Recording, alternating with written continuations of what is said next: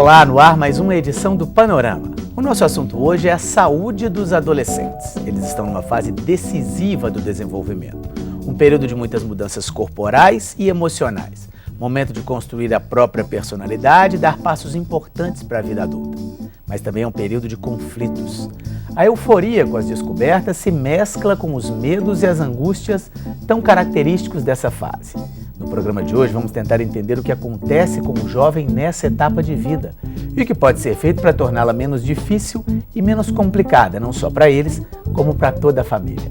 No programa de hoje você vai ver adolescente e alimentação, como reduzir os riscos da obesidade na fase adulta, preocupação excessiva com o corpo ou o sedentarismo, a importância de dosar a atividade física entre os jovens, vida sexual, os conflitos típicos dessa idade e os cuidados necessários para se evitar doenças e a gravidez antes da hora, adolescente e família, como criar um ambiente propício ao diálogo e ao afeto em casa, e ainda um bate-papo descontraído com um grupo de jovens para falar de todos esses assuntos.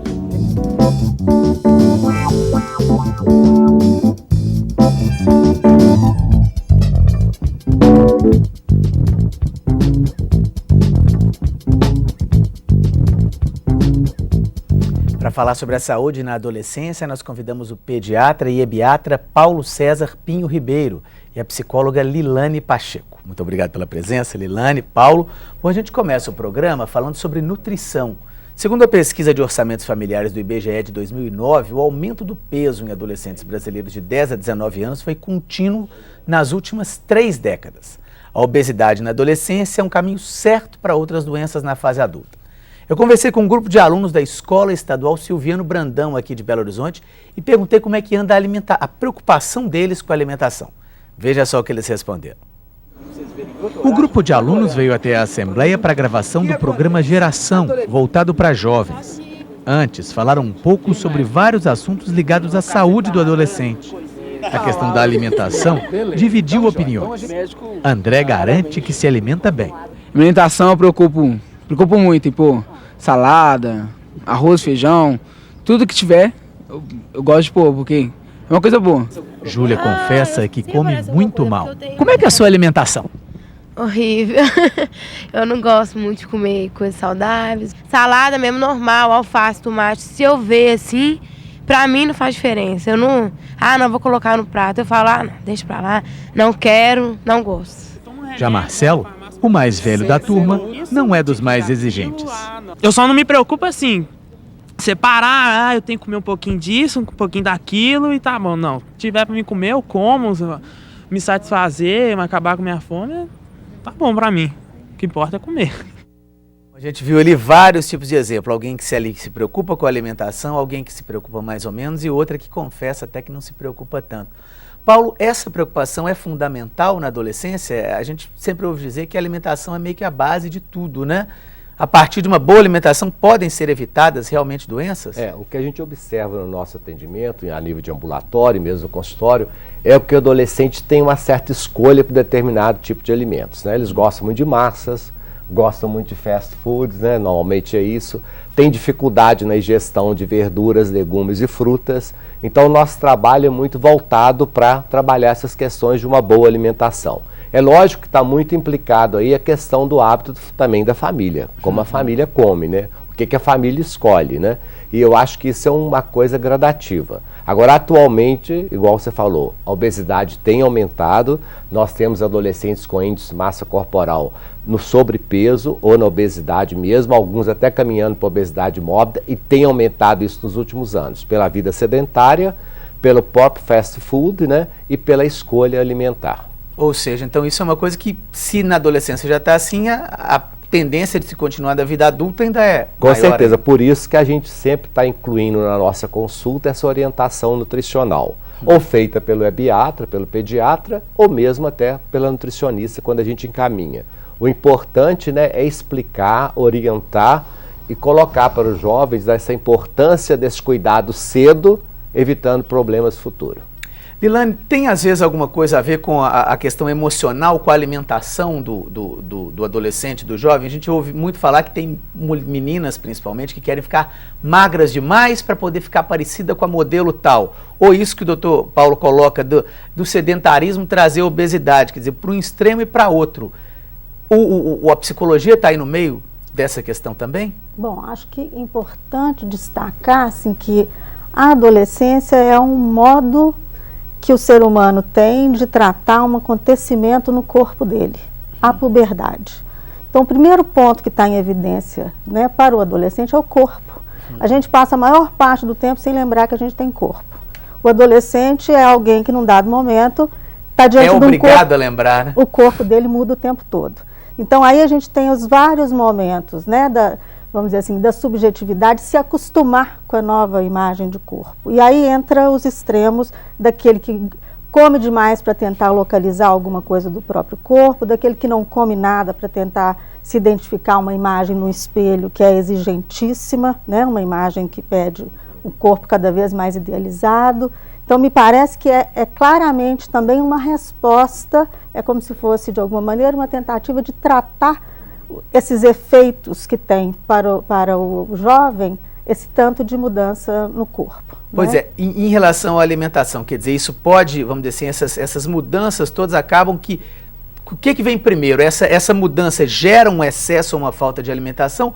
Ou essa alimentação, essa má alimentação que acaba gerando isso?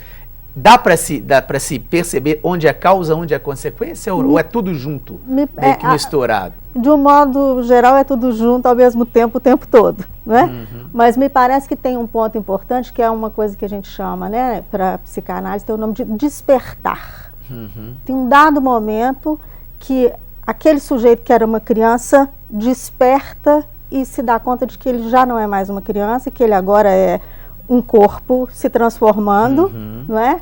E todo um efeito que tem, então, de como que ele vai ter dispositivos simbólicos para responder a esse efeito de transformação no corpo dele. Eu fiz um gesto aqui, porque exatamente tem um efeito, né, de acontecimento, e diante do qual o sujeito desperta, e as vias simbólicas, o pensamento, as emoções têm que acompanhar essa transformação. Em termos de refeição, tem alguma receita, alguma, vamos dizer assim, refeição ideal para o jovem? O ideal, o que o jovem precisa? Veja bem, a necessidade de proteína vai aumentar nesse processo, né? Então a gente brinca muito no nosso ambulatório que de 3 copos de leite no dia seria uma quantidade adequada, né? 3 copos de leite. Outra questão, a necessidade de vitamina é aumentada na adolescência, daí as frutas, os legumes, as verduras. Há que ter um suporte de carboidratos também para garantir a energia, né? Essa questão do ganho de corpo e tudo isso, né? Porque 50% do peso do adolescente que ele tem na vida adulta depois é adquirido durante o processo pubertário.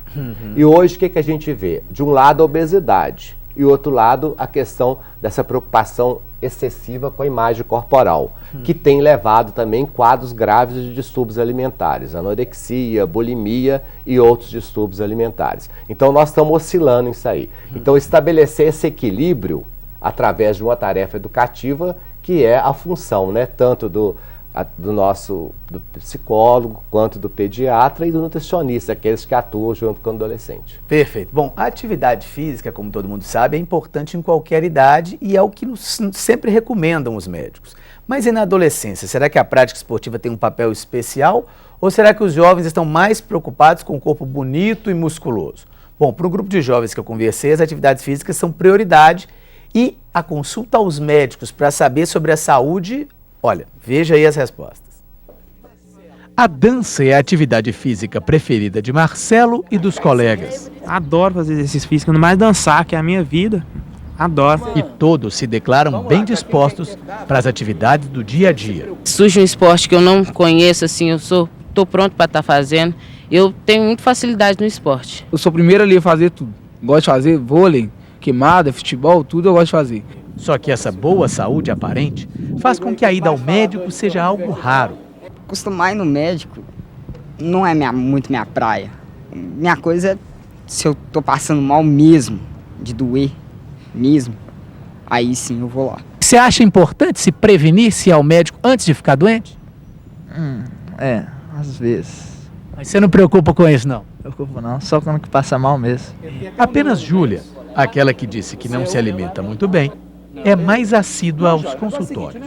Eu vou no médico sempre, tô dando graças a Deus, tem 3 meses que eu não vou, mas é por questão, desde pequena mesmo, problemas de saúde, mas esse negócio de eu não comer bem, acho que ajuda muito a me dar fraqueza, às vezes eu sinto fraqueza, tonteira, por causa disso mesmo. Bom, Paulo, a gente ouviu ali, pelo menos nesse grupo, a questão da atividade física é algo que eles falam até com orgulho, que fazem bastante. Já essa questão da prevenção e da ida ao médico, o jovem costuma deixar para lá. Isso é comum e como a família deve agir para que um problema que possa ser detectado no início não se torne uma coisa mais grave? É importante lembrar que o atendimento do adolescente, hoje em dia, nós já temos profissionais, ou seja, especializados e prontos para isso, tanto o pediatra quanto o ebiatra, né, que trabalha com adolescentes. Lembrar que o atendimento médico é uma coisa muito importante. Para você considerar numa consulta a questão do desenvolvimento corporal, das transformações da própria puberdade, a questão do peso adequado, a questão da orientação nutricional, as vacinas, vamos dizer que a cobertura vacinal é muito pequena nessa faixa etária, apenas 42%, então tudo isso é através de uma consulta médica. Como pai e a família sempre leva as crianças nos primeiros anos de vida, é importante também continuar levando seu filho adolescente. É lógico que se ele não tiver problema, 1, 2 consultas anuais vão ser suficiente. Agora, se detectado algo, nós podemos estar atuando aí na prevenção e antes que o risco chegue, a gente já tem um trabalho a ser feito. E tem vacinas para se tomar na adolescência? Tem uma série de vacinas que eu posso colocar para vocês, principalmente os reforços daquele esquema básico que foi feito na infância. Por exemplo, a dupla, que é difteria e tétano, que tem um reforço. A importância de ver se foi vacinado contra catapora, varicela, que hoje a varicela é grave na adolescência. A questão da vacina do HPV, né? Que é o vírus que causa doenças sexualmente transmissíveis e que é responsável quase por mais de 70% dos cânceres de colo de útero na mulher. Hoje, através da vacina de HPV, já tem essa proteção, indicada para meninos e meninas na faixa etária de 9 a 26 anos. Agora, quanto à atividade física, só para a gente não perder o momento, é importante. No Brasil, felizmente, tem aumentado a quantidade de jovens que fazem atividade física, ao contrário de anos anteriores. Agora, o que acontece é o seguinte, o adolescente precisa de atividade física como se fosse continuar as brincadeiras da infância, principalmente atividade física aeróbica. Hoje em dia se trabalha muito a questão da imagem corporal, a questão da musculação, e que só deve ser feita após o estirão do crescimento, porque se for antecipado pode haver prejuízo na estatura final do jovem. Em relação a essa questão da atividade física e até da saúde também, Lilane, há muita diferença de questões ligadas aos meninos e às meninas? Os meninos procuram mais ou menos, as meninas procuram mais ou menos os médicos, e os conflitos também que surgem nessa idade são parecidos ou são bem diferentes? Bom, esse é um campo que abriria um programa inteiro, né? A diferença entre meninos e meninas na puberdade, né? Me parece que tem um ponto que é decisivo, que é um encontro com a sexualidade, né?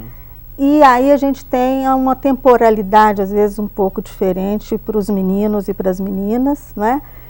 Os meninos se ligam mais a atividades, né, em grupo de iguais, e as meninas já vão ter uma tendência de ter, né, o olhar para o outro sexo já mais adiantado. Um pouco mais cedo. Um pouco mais cedo, né?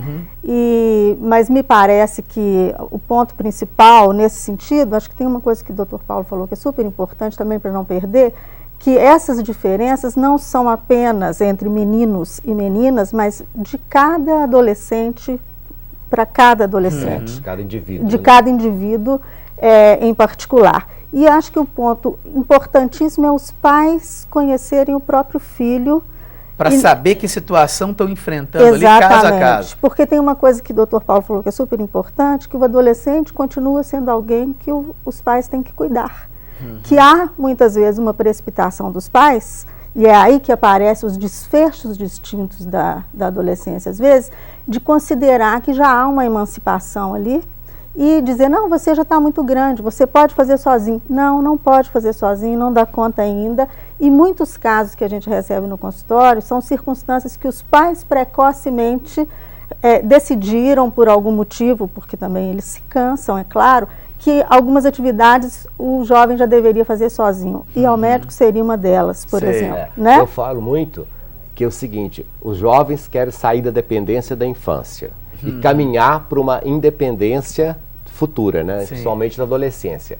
Só que essa independência que eles buscam, muitas vezes ela é irrestrita, muitas vezes sem limites. Então cabe ao pai continuar isso e transformar essa dependência numa independência não irrestrita, mas uma interdependência entre a família, a escola, a sociedade e o adolescente. Aí sim que é a nossa tarefa, porque, igual falou, a gente cuida das crianças. É importante estimular o autocuidado na adolescência, mas é importante também garantir essa atenção que a gente deu aos filhos da infância, na adolescência também. Perfeito. Nós vamos falar basicamente sobre essa questão de família, falar um pouquinho mais sobre essa questão da sexualidade. Daqui a pouquinho, no próximo bloco, nós voltamos em um minutinho só, não sai daí.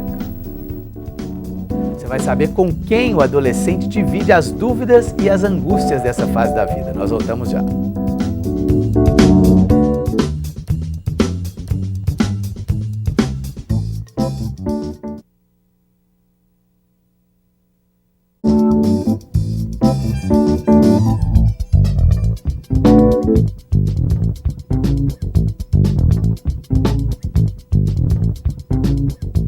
Estamos de volta com o segundo bloco do Panorama, que falamos hoje sobre a saúde física e emocional dos adolescentes com o médico e ebiatra Paulo César Pinho Ribeiro e com a psicóloga Lilane Pacheco. Bom, como a gente já falou aqui, a adolescência é justamente essa fase de transição da infância para a etapa adulta. E uma das principais mudanças é a busca da independência. E aí podem surgir os conflitos dentro de casa, discussões, rebeldia, etc. Bom, para aquele grupo de alunos que eu conversei, apesar desses conflitos, eles garantem que prevalece o respeito. E a supervisora da escola, inclusive, confirma isso. Veja só. Aí, tipo assim, quando que eu quero sair pra algum lugar assim, eu pergunto minha mãe se pode. Aí sempre ela fala não. Só que eu converso com ela, falo pra onde que eu vou, o que eu vou fazer lá. Falo com ela qualquer coisa me ligar, ela vai lá e deixa. Tipo, é tudo conversado. Pra mim nunca foi um problema, sabe? Meu pai ou minha mãe me restringir de sair, curtir e tal. Nunca foi um problema. Às vezes sim, eles falam não, aquelas coisas. Mas, bom, eu respeito. Apesar de insistir pra mim tentar sair, mas eu respeito muito, sabe? Você lembra da última vez que teve algum conflito e como é que vocês resolveram? Foi que eu queria andar de skate e minha mãe não deixa andar de skate. Por quê? Ah, ela fala que é muito perigoso pra mim. Até hoje ela não deixa. E aí? Já tem tempo. Ah, eu fico sempre peço ela de novo, só que ela fala não de novo. Mas eu aceito porque ela sabe o que é melhor pra mim, né? Então eu obedeço, né? Nós lidamos no diálogo, através do diálogo. Normalmente chamamos os pais, os responsáveis pelos alunos, né? Tentamos intermediar essa ação dos alunos. Às vezes o aluno está tendo dificuldade dentro de casa com relação a diálogo, com relação a liberdade mesmo, eles estão se sentindo podados. Então muitas vezes a gente conversa com as famílias, né? E a gente consegue intermediar algumas, muitas vezes até com sucesso, né, apesar das realidades bem distintas de cada um. Bom, vou começar agora com você, Lilane. Como é que é essa questão de lidar com essa rebeldia, entre aspas, dos adolescentes? Nesse grupo que a gente conversou, parece que o diálogo impera, eles dizem que respeitam o não, que às vezes é muito difícil nessa fase. Em geral é assim também? Como é que se lida com isso, sob o ponto de vista tanto da família como do próprio adolescente? Bom, vamos partir do próprio adolescente. Para ele, tem uma tarefa psíquica que está se realizando nesse momento, que é ele se diferenciar dos pais, para ele poder ser um sujeito, para ele ser um indivíduo com uma marca própria. Então ele tem toda aquela carga transmitida para ele de expectativas, de desejos, de boas intenções que os pais, né, depositam sobre os filhos. É hora então dele se apropriar disso para fazer disso alguma coisa dele. Então claramente é um momento de separação, mas esse momento de separação não pode se tornar um momento de ruptura. É uma separação simbólica para a constituição de uma identidade, digamos assim. E aí, nesse ponto, aparece essa contradição e essa tendência a se opor, que não precisa ser tomado como rebeldia, né? E me parece que aí entra também um posicionamento importante dos pais. Os pais são mais experientes, é preciso que eles suportem o filho criticá-lo para se diferenciar. Claro que tem a questão do respeito, não é? Mas um certo ponto em que os pais têm que abrir mão de uma certa demanda que eles têm, às vezes, de serem muito reconhecidos, de terem muitos agradecimentos dos filhos, e suportar que o filho vai ser diferente dele, que o filho não vai corresponder a todas as expectativas que ele depositou sobre o filho. E aí entra os dois lados, que é, né, esse jovem encontrar uma boa maneira de dizer, como o rapaz descreveu, né, na sua entrevista. É preciso conversar, é preciso dizer onde que vai, com quem vai, que horas que volta, né? E os pais também, de alguma maneira, de suportar, ter uma certa distância dos filhos sem perdê-los de vista. Porque é nesses momentos, às vezes, que acontece umas rupturas, né, traumáticas, e aí podem gerar consequências indesejáveis. Que vira, vamos dizer assim, um sintoma, que muitas vezes não é só do adolescente, dos pais também, que é onde aparecem os quadros que às vezes a gente chama de rebeldia, e toda uma série de circunstâncias que o jovem precisa lançar a mão delas para fazer-se diferente. Tatuar um corpo todo, usar droga, né, toda uma série de atitudes que ele às vezes precisa lançar a mão para poder se diferenciar, já que muitas vezes isso não pode se dar pelas vias normais, digamos assim, do relacionamento familiar. Perfeito. Diga. Só reforçando um pouquinho o que a Elane falou, quer dizer, é uma separação progressiva, não tem que ser brusca, né? É estabelecer e os pais entenderem que tem que ser uma separação progressiva. Também com limites, né? E realmente deixar o filho falar, deixar o filho expor a ideia, conversar sobre aquilo. E muitas vezes o não, o sim, pode ser revertido até numa ordem que você dá. Isso não é problema. Perfeito. Bom, na adolescência os hormônios também entram em ebulição. E chega também a fase das grandes transformações físicas e psíquicas, como nós já falamos aqui. Os corpos se desenvolvem e tem início também os envolvimentos amorosos. É uma fase de grandes descobertas em que é preciso que os pais fiquem muito atentos. Porque, segundo aquele grupo, as dúvidas que eles têm em relação à sexualidade, eles tiram com os próprios colegas. Veja só. Com meu pai e minha mãe, eu não consigo conversar sobre isso. Por quê? Porque eu fico com vergonha de conversar com isso com eles. Sério, eu não consigo, não. Já tentou? Não. Já pensei em tentar, mas eu não consigo, não, de jeito nenhum. Eles passam praticamente as mesmas coisas que eu, na mesma faixa etária, entende? Então, eu prefiro falar com eles, que eles estão tendo a experiência junto comigo. Eu nunca peguei para conversar muito com meu pai e minha mãe. Conversamos, sim. Já conversamos algumas vezes, mas meu foco não é eles. Meus amigos são mais seguros para isso, para mim.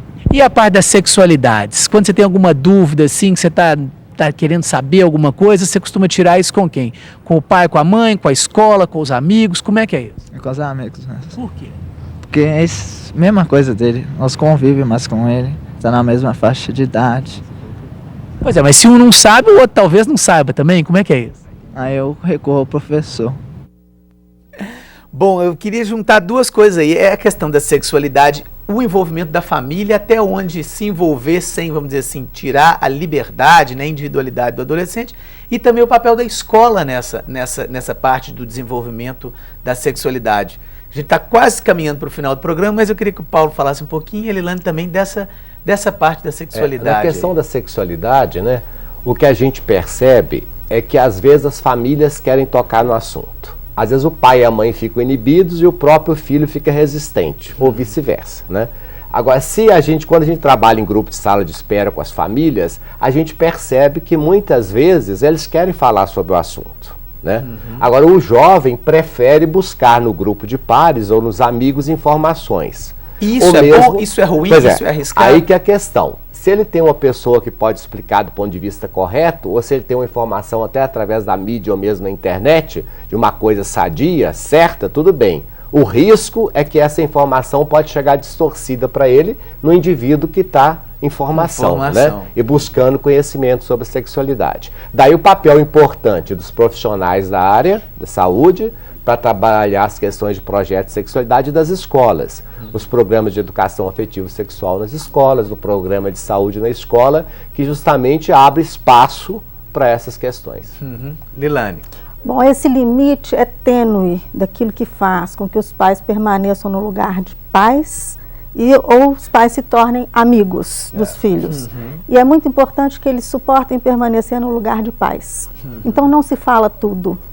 É importante que algumas coisas o adolescente possa ter como parte da vida privada dele, e é importante que os pais mantenham, por exemplo, a própria sexualidade como alguma coisa que também não é desvelada para o filho de forma escancarada, né? Então é um limite tênue, importante de ser mantido, e basicamente importante que os pais estejam atentos às perguntas que os jovens fazem. A iniciativa talvez deve ser do jovem, Sim, ou do pai, ou dos dois? É importante esperar o tempo dele de poder escutar a resposta.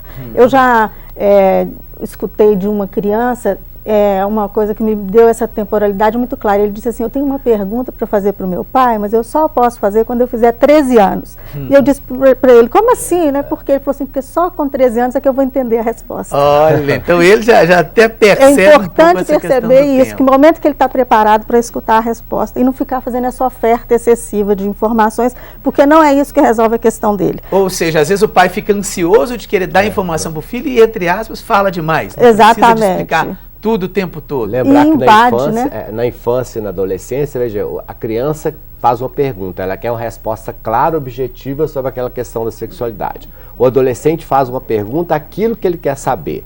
Não adianta você vir com um discurso falando de tudo. No momento, o interesse dele.